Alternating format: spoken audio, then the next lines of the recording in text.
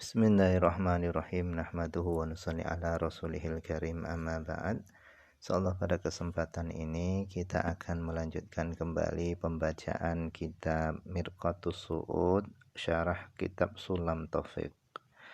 Kita telah sampai kepada wal qismus tsani, adapun bagian yang kedua, min aqsamir riddatis tsalatsati, dari pembagian-pembagian murtad yang tiga.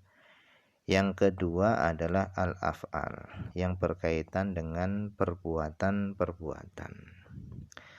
Jadi kalau yang pertama kemarin itu adalah perkara-perkara yang bisa menjadikan murtad yang berkaitan dengan i'tiqadat, yaitu keyakinan-keyakinan. Nah, yang kedua ini adalah perkara-perkara yang bisa menjadikan murtad yang berkaitan dengan af'al, perbuatan-perbuatan. Nah, di sini dicontohkan kasujudin li sonamin, seperti sujud kepada berhala atau patung. Yuqalu, dikatakan, huwa, adapun sonam itu adalah al-wathanu, patung, berhala, al-muttakhadhu, yang dibuat, minal hijarati, dari batu, wal khosyabi, dan dibuat dari kayu. Wa yurwa, dan diriwayatkan, an Ibni Abbasin, daripada Ibnu Abbas. Wa yuqalu, dan dikatakan, as-sonamu, adapun sonam, berhala, itu adalah al-muttakhadhu, sesuatu yang dibuat, minal jawahiril ma'daniyah, dari mutiara-mutiara tambang, allati tadhubu, yang meleleh. Jadi sonam itu adalah dibuat dari mutiara-mutiara tambang yang meleleh, kemudian dibentuk menjadi patung. Kemudian wal wathanu, adapun wathan, huwa, adapun wathan itu adalah al muttakhadhu, sesuatu yang dibuat, min hajarin, dari batu, au khosyabin, atau dibuat dari kayu. Wa qala Ibnu Farisin, dan telah berkata Ibnu Faris, as-sonamu, adapun sonam itu adalah ma, sesuatu, yuttakhadhu, yang dibuat, min khosyabin, dari kayu, au nuhasin, atau dibuat dari tembaga, au fiddatin, atau dibuat dari perak. Kada, demikianlah tertulis, fil misbah, di dalam kitab al-misbah. Jadi sonam dan wathan, makna keduanya itu sama, yaitu berhala. Tetapi di dalam mendefinisikan terbuat dari apa keduanya, para ulama itu berbeda-beda. Nah, intinya sujud kepada sonam, kepada berhala, itu bisa menjadikan murtad. Kemudian au syamsin, atau sujud kepada matahari. Jadi sujud kepada matahari itu juga bisa menjadikan murtad. Wa huwa, adapun matahari itu adalah kaukabun, bintang, mudiyun, yang bersinar, nahariyun, yang bersifat siang hari. Jadi matahari itu adalah bintang yang bersinar di siang hari. Wa huwa, adapun matahari itu adalah a'zamul kawakib, paling besarnya bintang, bintang yang terbesar. Matahari itu adalah bintang yang terbesar. Wa mahalluha, dan adapun tempatnya matahari itu adalah al-falakur rabi, yaitu di galaksi orbit yang keempat. Wa sayruha, dan adapun beredarnya matahari, Wasairuha dan beredarnya matahari itu fi falakiha pada orbitnya matahari min jihatil maghrib dari arah barat ila jihatil masyriq ke arah timur. Nah, ini cetakannya adalah salah.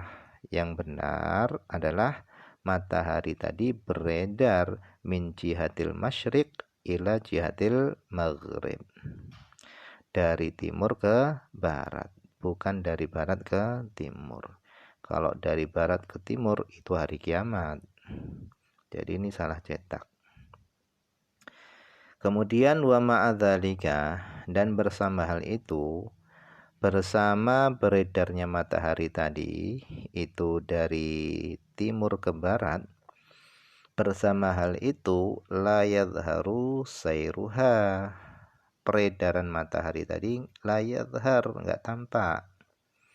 Kenapa tidak tampak? Li'admi sur'ati dauri falakiha, karena sangat cepatnya putaran orbitnya matahari. Jadi karena putaran orbitnya matahari itu sangat cepat sehingga tidak tampak putarannya matahari itu enggak tampak. Kemudian yaduru, matahari itu berputar fil yaumi wal lailati, di satu hari dan satu malam, dauratan satu kali putaran, minal masyriq dari timur ilal maghrib menuju ke barat, sehingga terjadilah siang dan malam. Jadi matahari itu berputar satu hari satu malam satu kali dari arah timur menuju ke barat, sehingga terjadilah siang dan malam. Kemudian wasyamsu, adapun matahari, fi kulli sanatin, pada setiap tahun itu tadurul falaka, mengedari orbitnya, dauratan wahidatan, satu kali putaran. Jadi setiap tahun itu matahari itu mengedari orbitnya satu kali putaran. Kama sebagaimana afada telah memberikan faedahu akan keterangan ini Abdurrahman fil Matlab, di dalam kitab Al-Matlab. Kemudian au makhlukin, atau sujud kepada makhluk akhara yang lainnya. Jadi enggak boleh sujud kepada makhluk yang lainnya karena bisa menyebabkan kafir. Illa, kecuali lidoruratin, kecuali karena darurat. Jadi enggak boleh sujud kepada makhluk yang lainnya kecuali karena terpaksa. Kalau karena terpaksa itu boleh.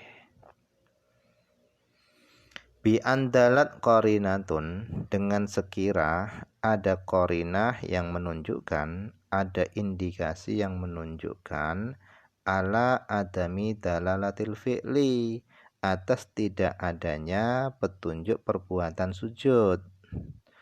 Tidak adanya petunjuk perbuatan sujud alal istighfaf, atas menghinakan diri.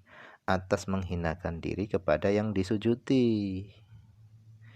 Jadi sujud kepada selain Allah itu enggak boleh, bisa menyebabkan kafir, kecuali kalau terpaksa. Itu pun harus ada qarinah atau harus ada indikasi yang menunjukkan bahwa sujud tadi itu bukan sujud menghinakan diri kepada yang disujudi, tetapi qarinahnya adalah tidak, sujudnya tadi bukan menghinakan diri kepada yang disujudi. Kalau ada qarinah bahasanya sujudnya tadi itu untuk menghinakan diri kepada yang disujudi, ya maka menjadi kafir. Nah, seperti apa gambaran itu sujud kepada makhluk itu karena darurat? Nah, ini contohnya kasujudi asirin, seperti sujudnya seorang tawanan. Seorang tawanan sujud lisonamin kepada berhala, fidaril harbi, di medan perang, bihadrati kafirin, di hadapan orang kafir, khosyatan minhu, karena takut, minhu, dari orang kafir tadi, fala kufro, maka enggak kafir. Jadi kalau sujudnya tadi itu karena darurat, seperti sujudnya seorang tawanan yang dipaksa sujud, misalnya dipaksa sujud kepada patung, kalau dia tidak sujud maka dia akan dibunuh, maka sujud yang demikian itu tidak menjadikan kafir, karena sujud yang demikian itu karena sujud darurat, karena terpaksa. Nah, mungkin ini saja dulu yang bisa dibaca pada kesempatan ini. Semoga ada manfaatnya.